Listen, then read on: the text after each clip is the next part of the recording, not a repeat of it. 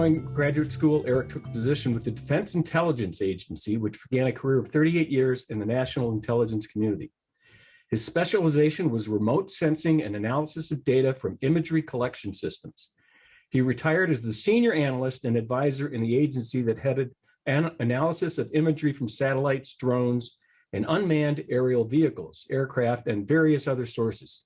He worked frequently with colleagues across the intelligence community, senior policy and decision makers, congressional overseers, diplomats, military personnel, foreign intelligence partners, and industry and academic experts. His analysis informed decisions and operations of vital interest to our national security. His advice shaped policy and procurement decisions related to critical intelligence capabilities, and he was entrusted to help manage and protect some of the most sensitive information associated with our national security interests. A lifelong fan of the outdoors, Eric loves water sports such as sailing and paddling, camping, snow sports, and is a lifelong supporter of Camp Manitous YMCA, which is where the two of us met in the 1970s. He also has interests in geology, music, and the natural environment, and is active in the community affairs in Prescott, Wisconsin. Eric, the floor is yours. Who is that guy you're talking about, Todd? Geez, that sounds some hotshot. It's what you sent me, Eric. Good morning. It's a pleasure to be with you all this morning. My father is currently in a assisted living facility, but he has spent the last 15 years very actively engaged in the men's club at the senior center in Deerfield, Illinois. And so I'm delighted to be able to participate in the kind of forum that he found so meaningful. And he'd call me up and give me feedback on the discussion they had with somebody who really knew what they were talking about. And so I'm delighted to be able and flattered to be invited to share in what seems to be a very interesting organization and team here. I am going to start out by disabusing you of any false representations. The title to my talk was described as Learn About How We Get Spied On from Space. And I am not somebody who spies on any of us, and I don't have any background on spying on U.S. citizens.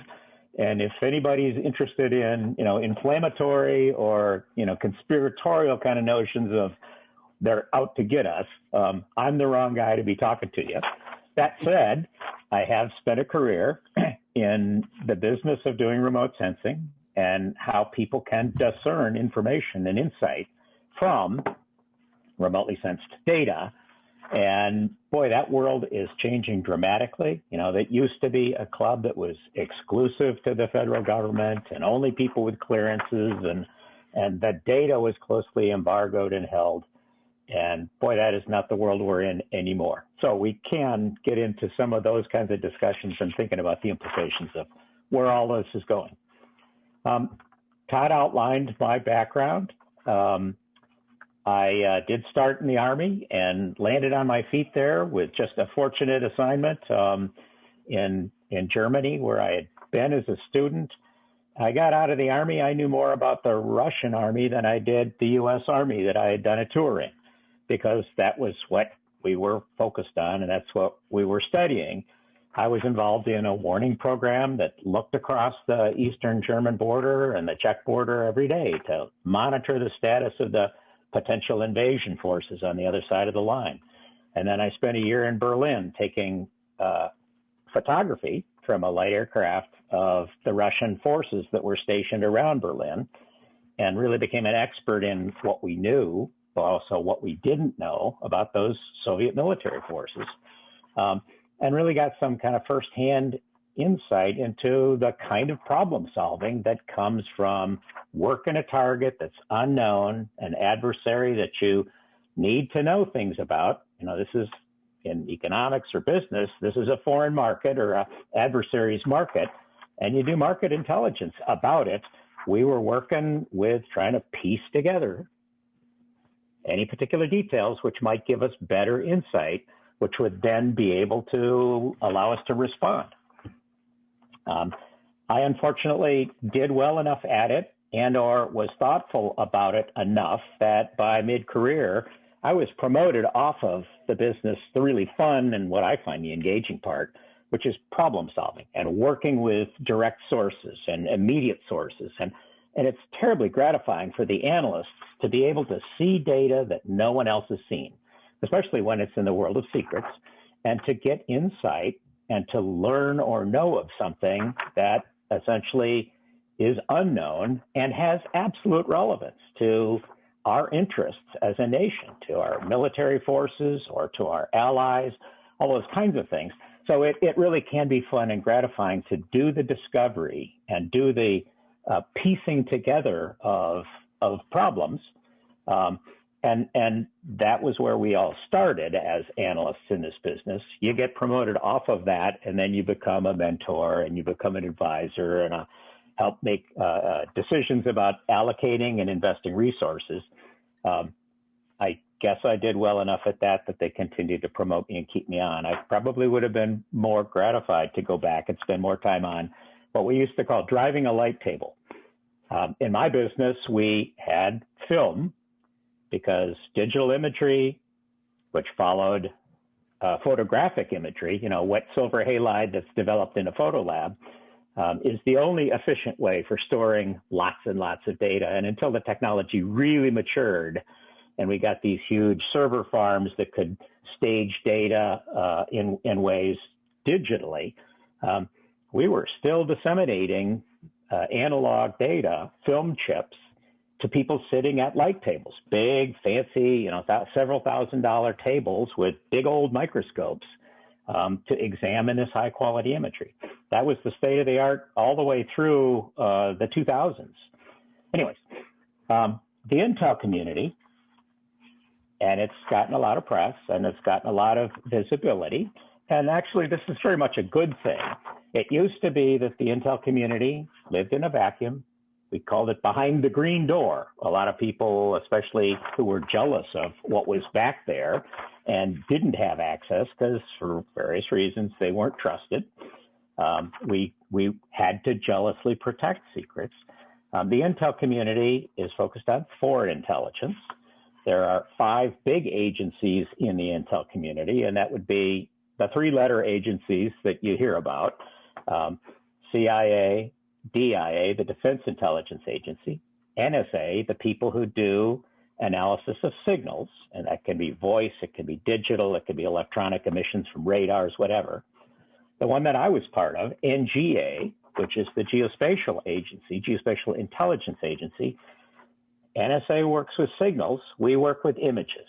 So the pictures, the radar images, all of those kinds of things. And then FBI is the other. FBI is interesting because it has dual missions.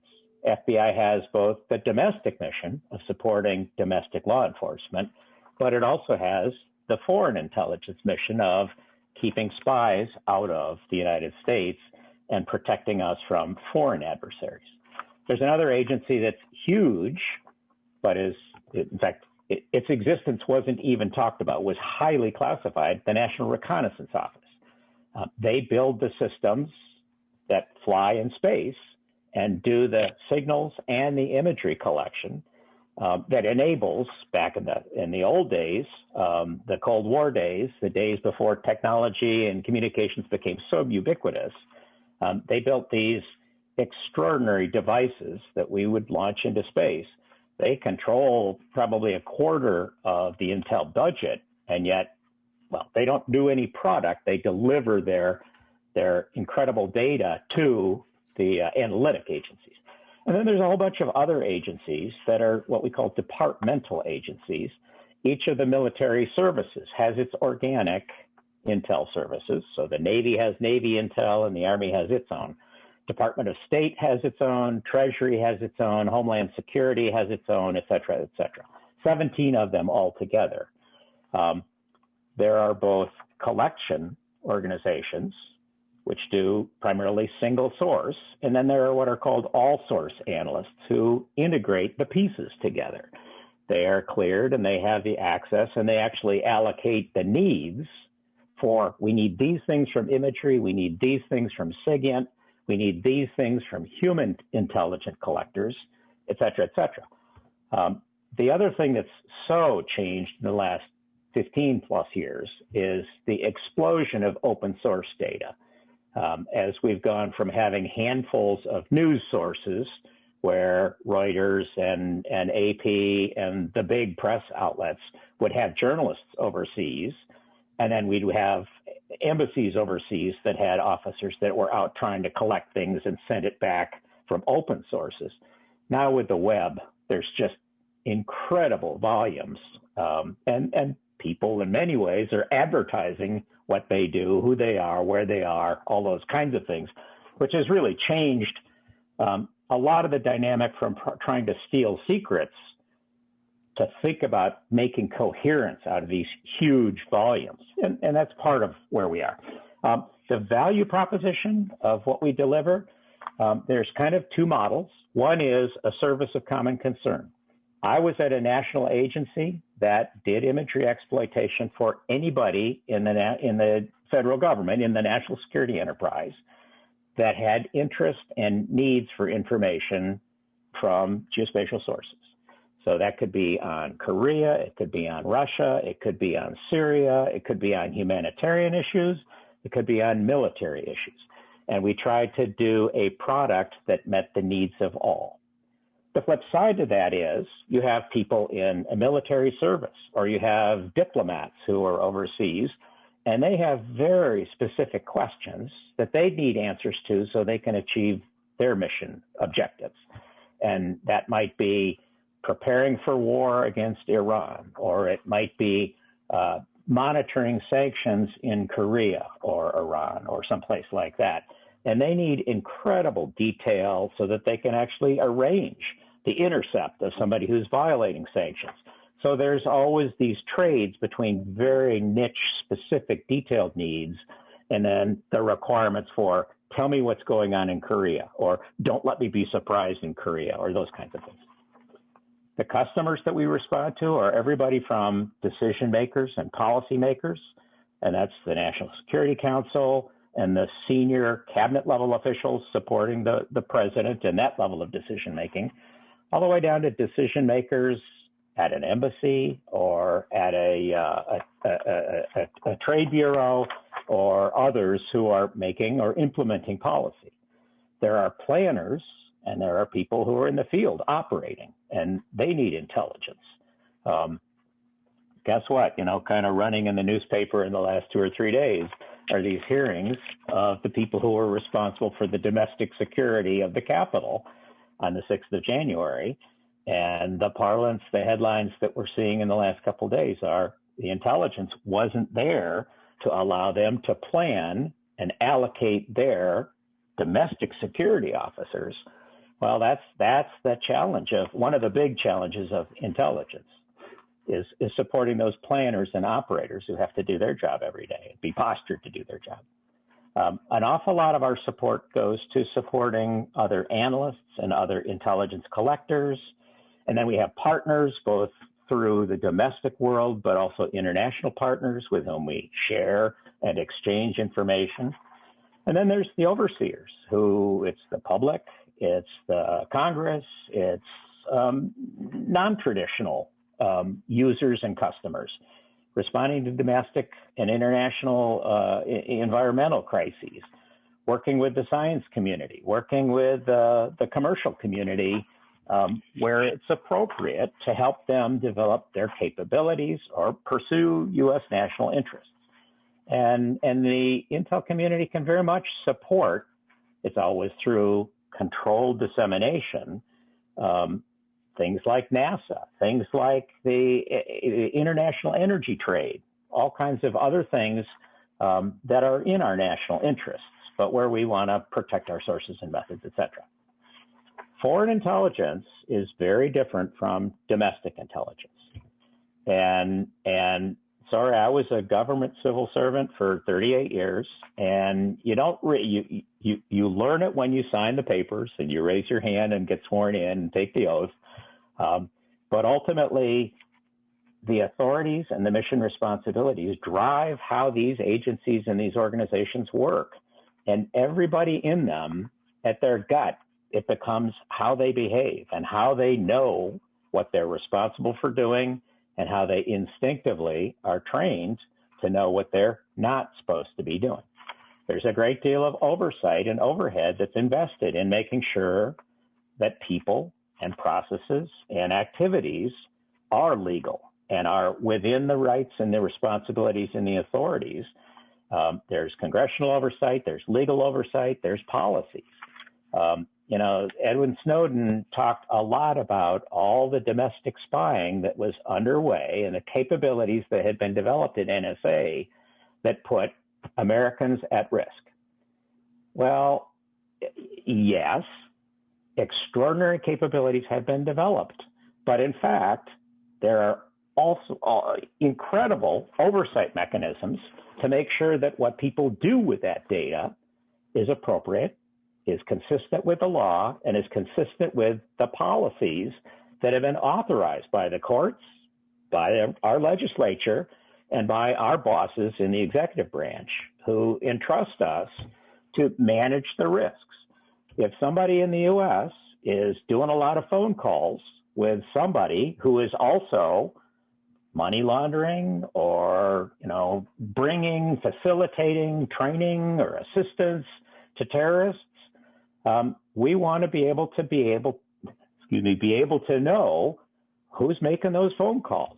And if they seem to be doing other things that are suspicious and are assigned as being criteria that merit investigation, we need to be able to pursue those. We're not going after American citizens because they're American citizens, and until there's proper use or proper justification,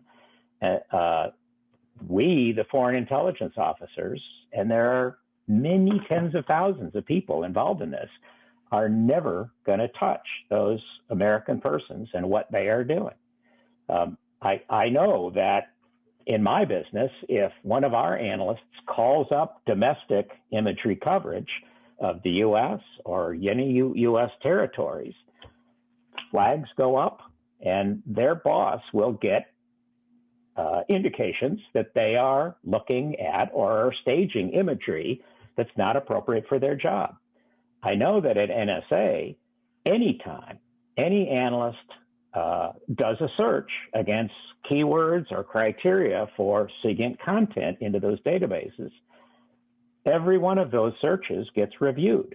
So it's not like people are willy-nilly going into and exploring and for nefarious reasons, just curious, or they got a thing about, or whatever. I know of people who have been walked out the door because they violated those principles and were doing things with data that were not consistent with these oversight regulations. Anyways, foreign intelligence is different from domestic intelligence. Domestic intelligence is really hard, and again, it's consistent with the policies and the mission responsibilities that people are given.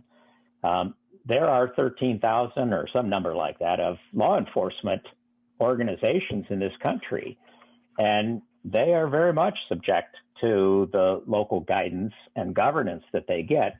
There's a lot of autonomy, and you see it in the papers and you hear about it, the different behaviors and the different ways that local sheriffs or different police departments or others understand their mission responsibilities and where they're going to allocate and spend their time and energy. Those do not generally, those domestic law enforcement organizations, have any access to foreign intelligence data. And so they can't use any content we have, and we cannot share it with them.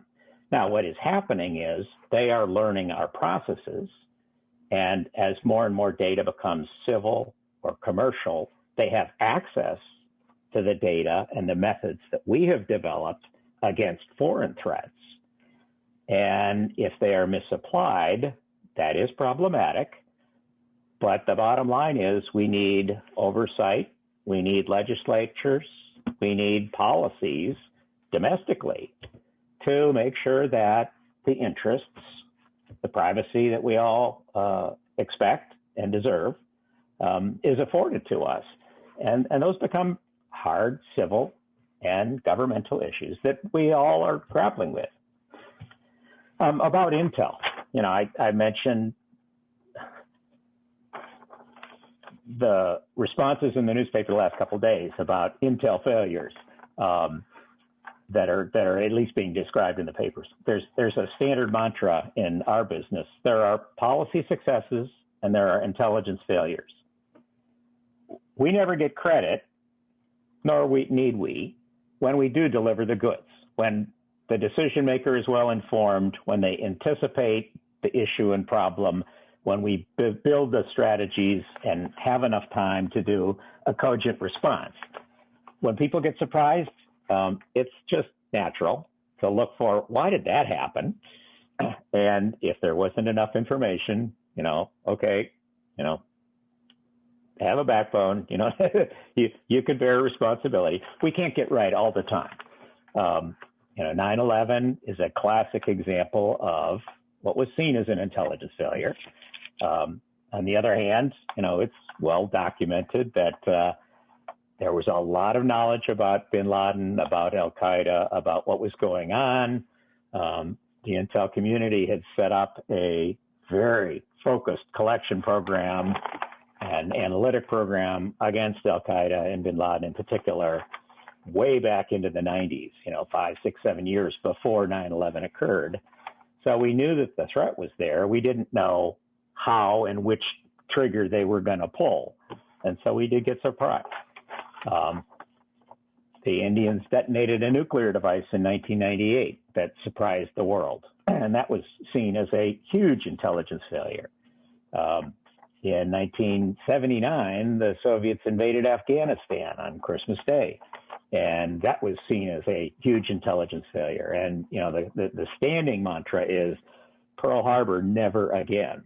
We will not get surprised like that. And much of the reason all of what I've been describing exists is because we have had those kinds of dramatic lessons that shake kind of the foundations of our national interests. And people want to make sure that doesn't happen.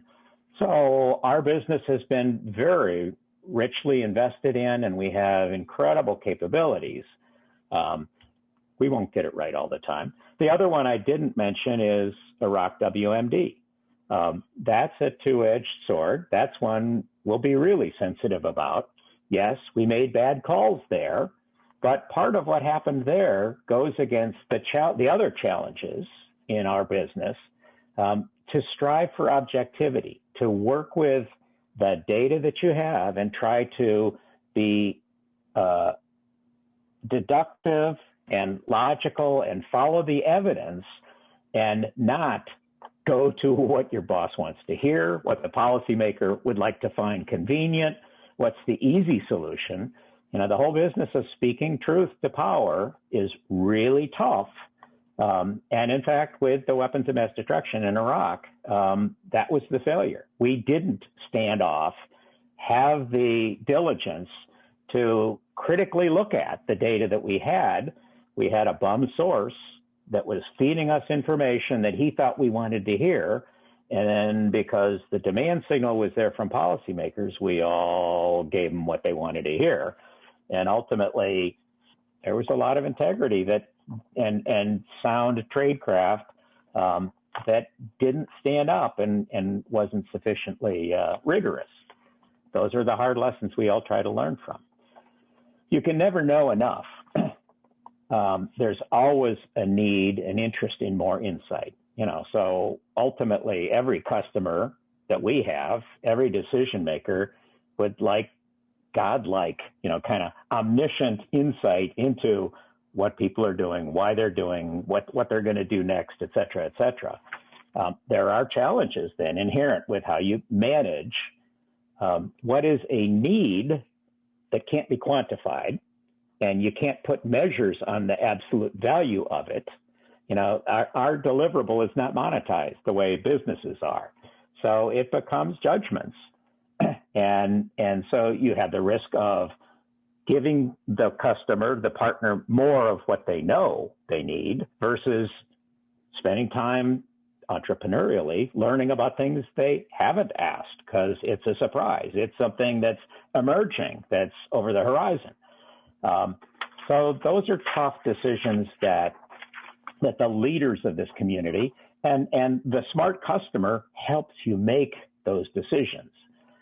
It's the angry, boisterous, kind of quick to blame customer that is always complaining and belly aching that you didn't give them what they needed, and yet they were always demanding more of what they wanted and liked, which was the day-to-day decision making or the activities they were already involved in. Some of the response to this that the community has seen, and I give big credit to Jim Clapper, who was a former DNI, and he I worked for him 3 times when he was in the military and then as a civilian. He understood that ultimately we have the responsibility to the American public, to our national security interests, and becoming more transparent and being more open about what we do and how we do it is important.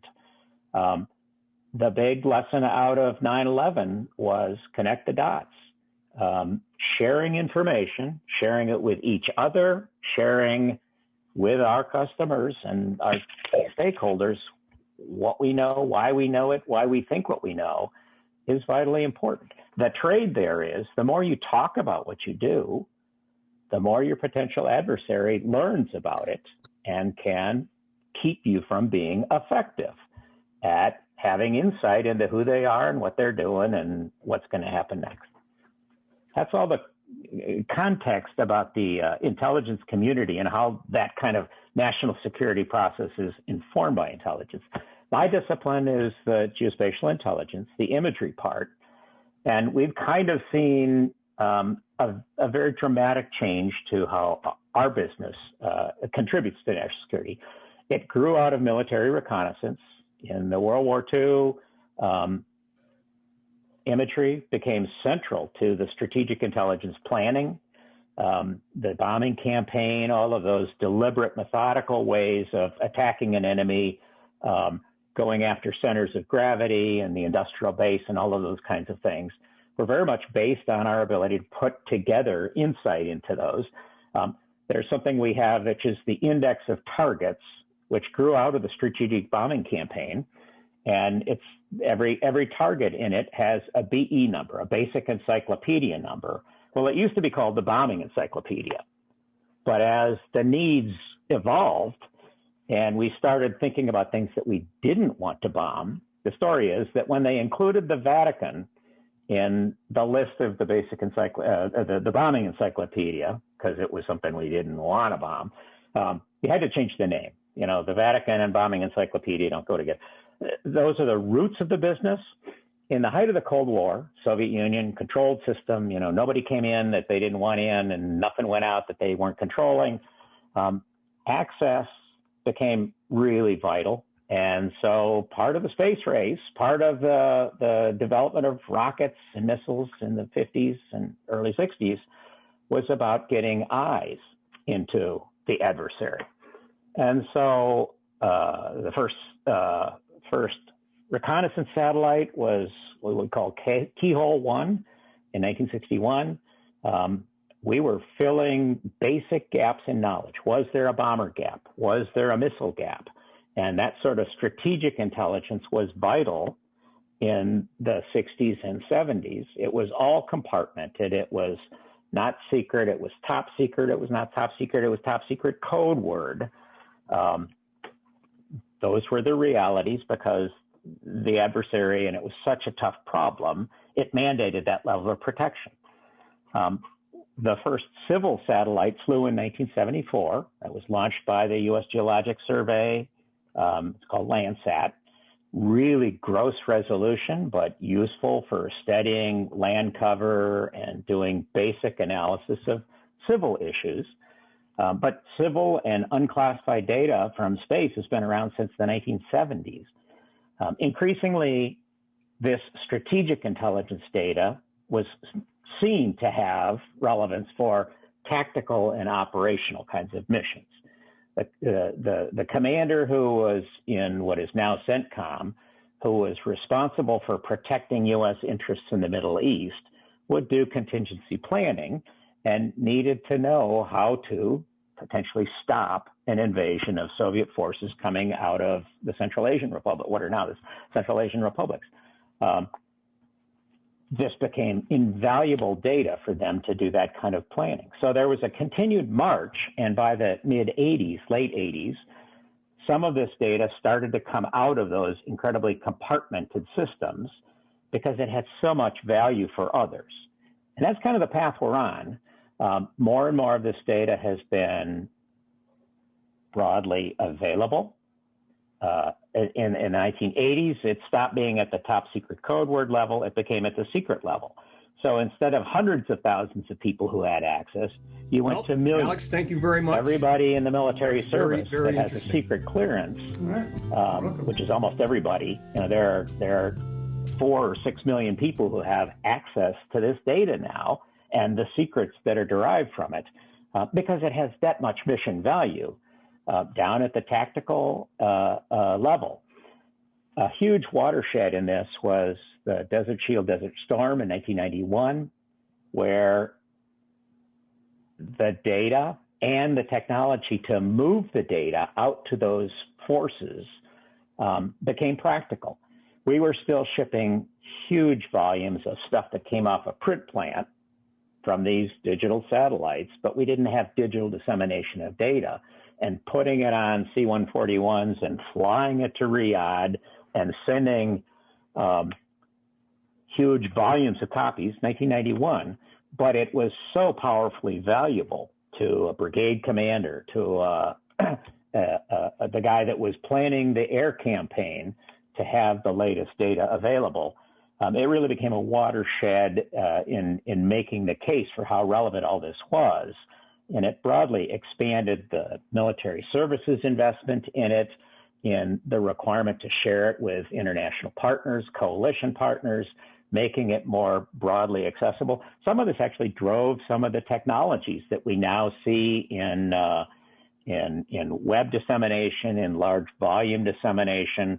You know, people talk about how porn has driven much of the investment in capability in the internet. That's true because there are huge markets for that. Those are also stressful data sets because they're big image files and they require, you know, the demand is for quick refresh. We also have driven that because the military customer, the diplomat in the embassy needs to see this data.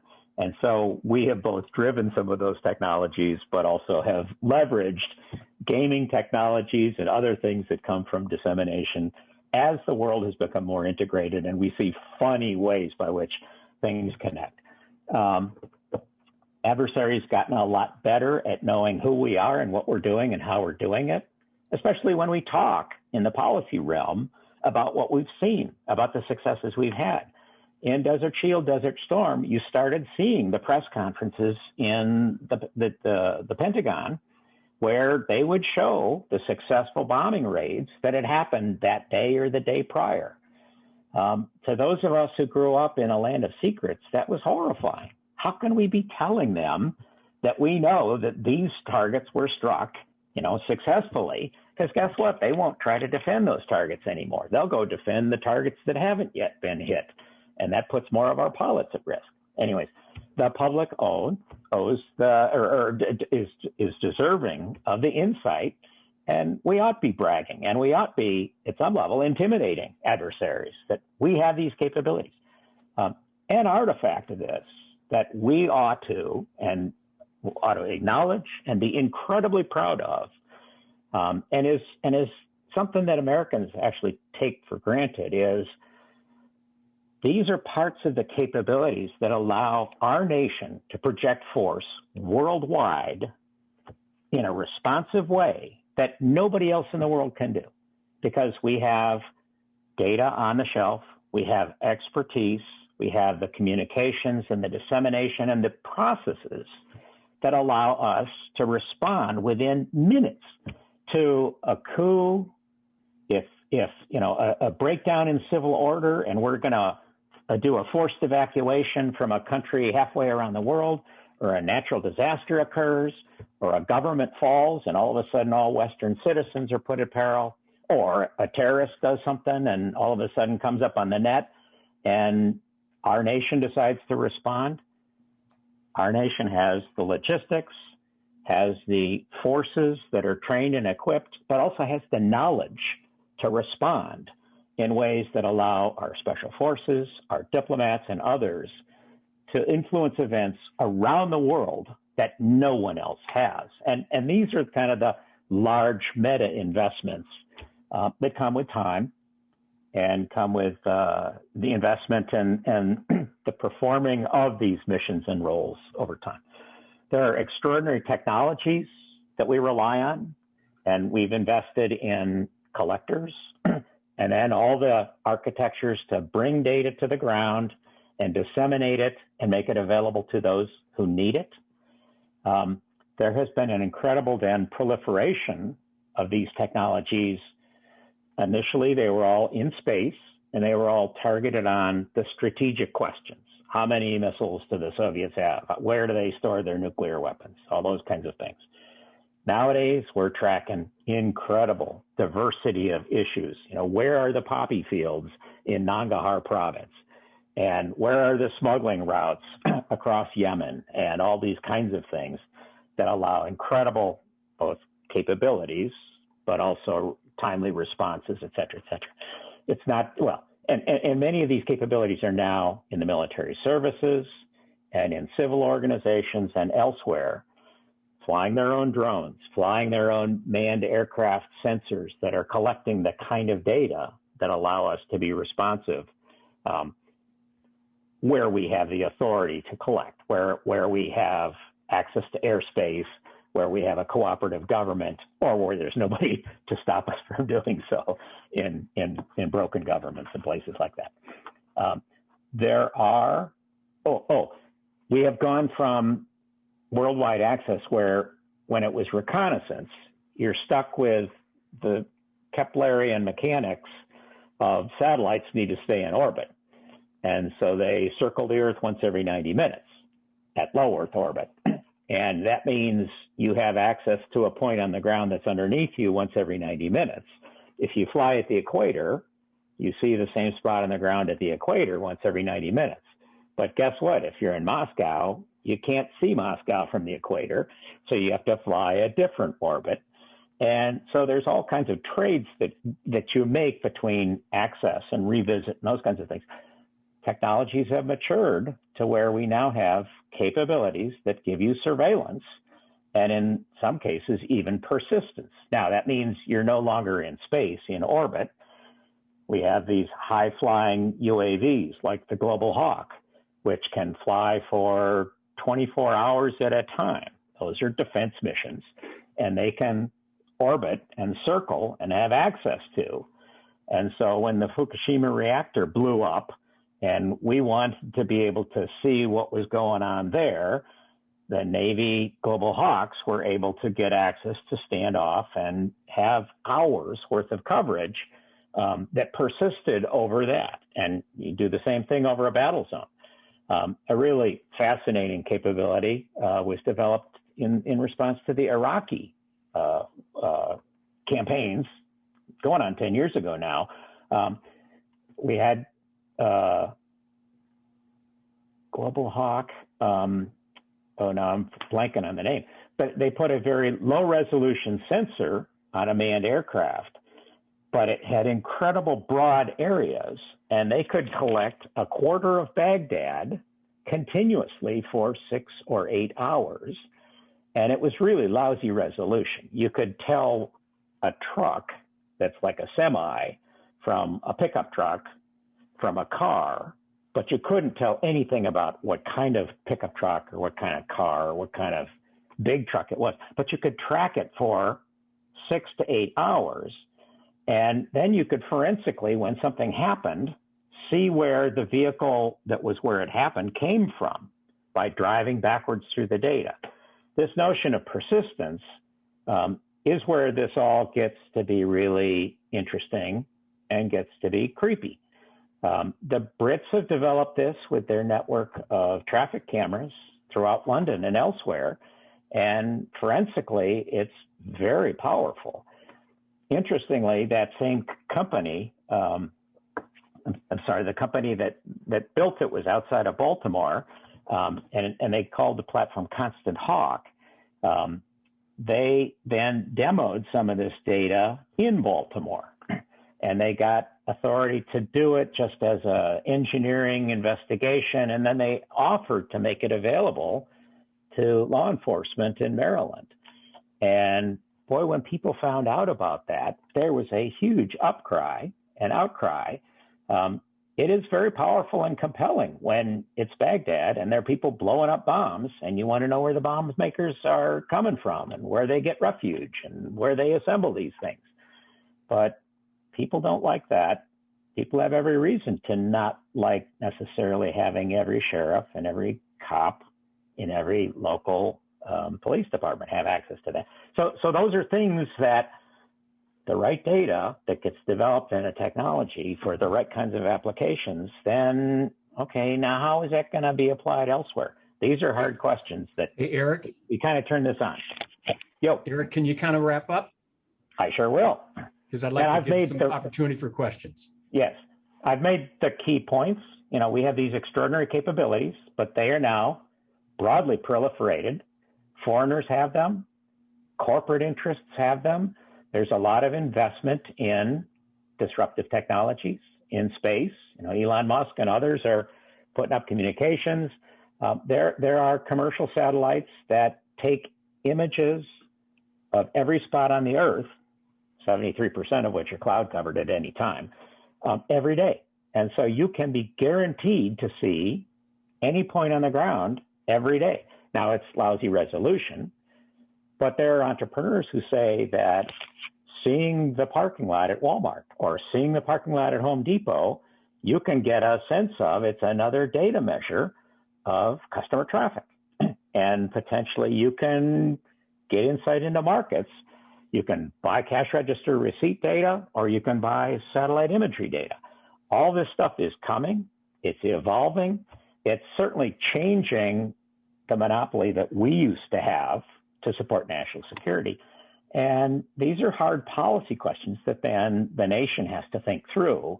Boy, there sure is a concentration and an investment in these kinds of speculative entrepreneurial capabilities that we can profit from understanding how they were used in the national security domain.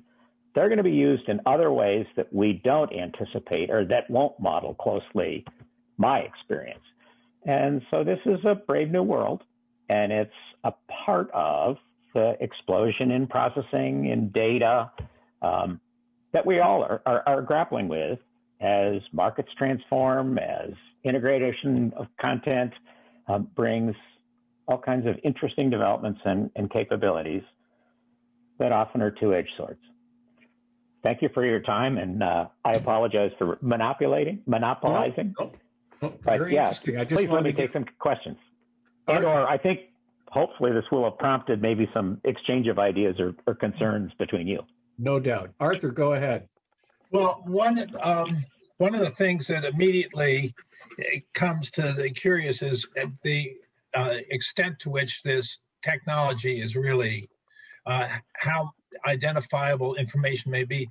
Can one of these geosynchronous facilities follow a cell phone so that you could be able to, over a period of time, if you had a particular cell phone that you wanted to explore, that it would be able to identify where it is now and where it had been in the past several days?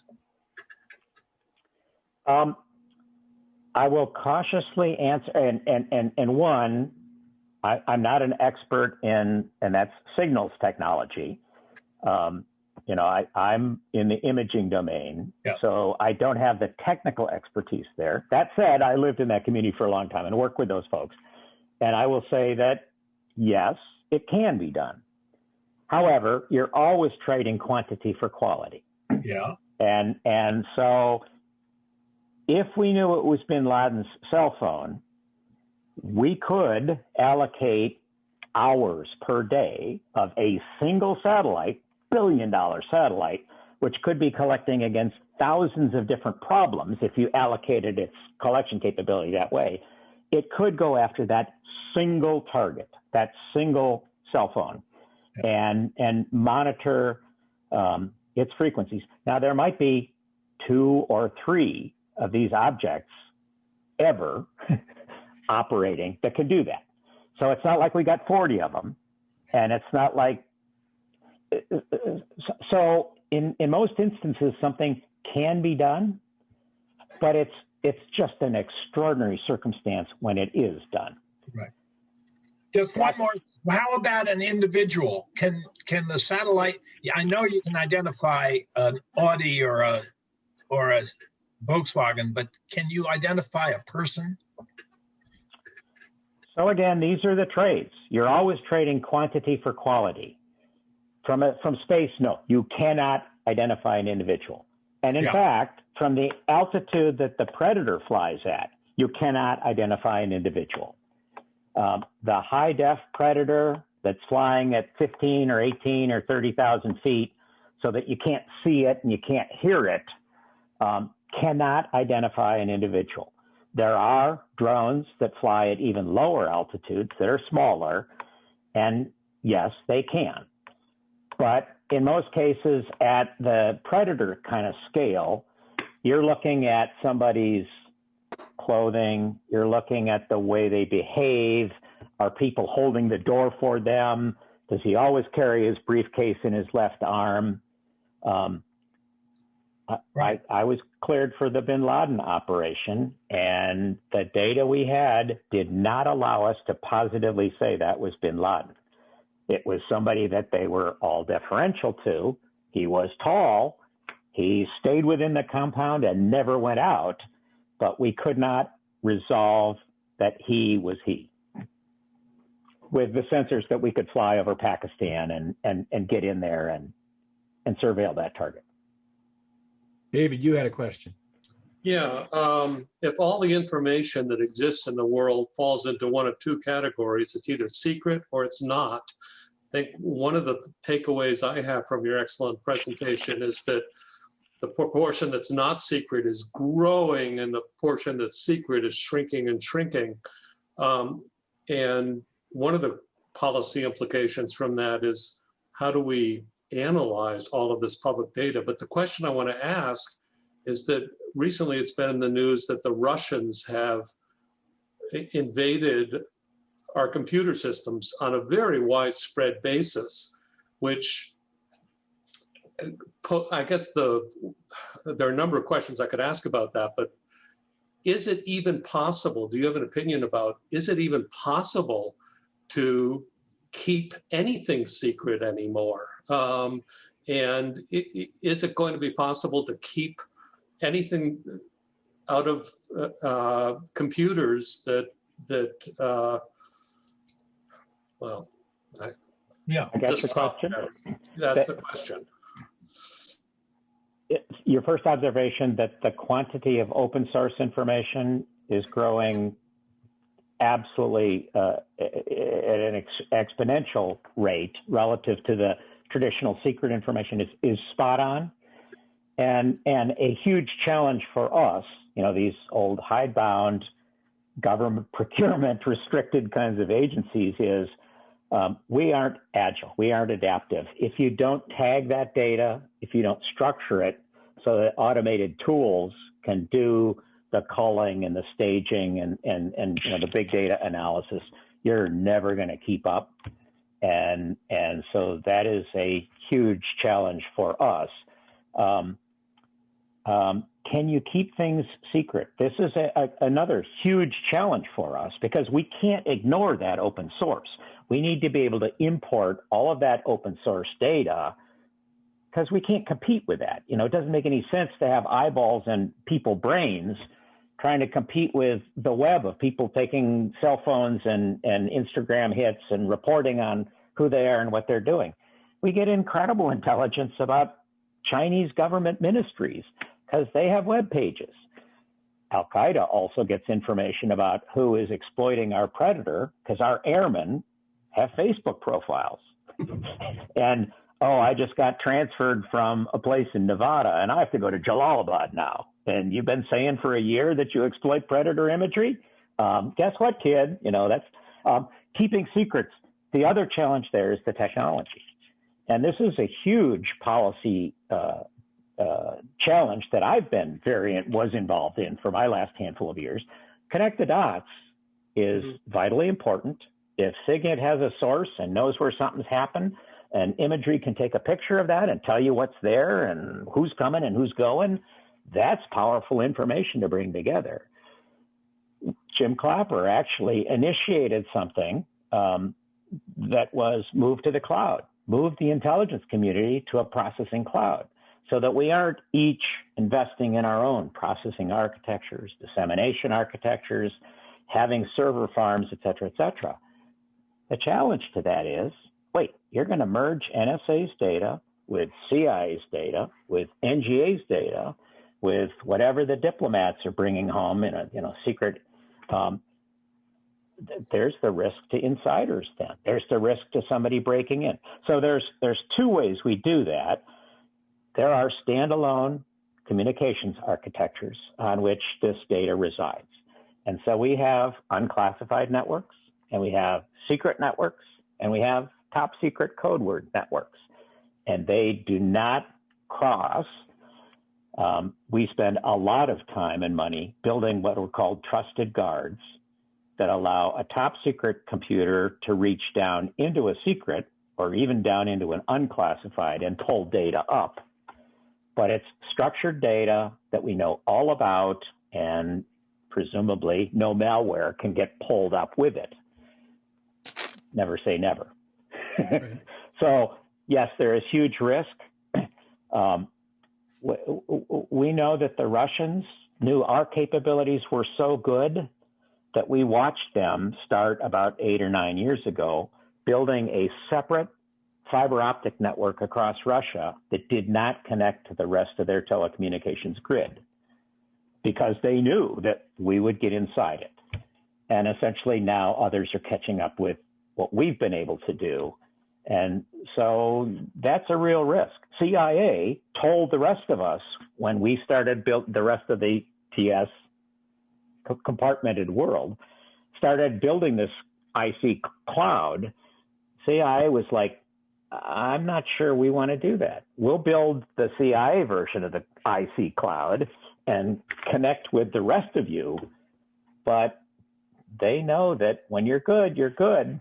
And we can't presume we're going to have a monopoly on that. So that's a really hard challenge. And yeah, it's real.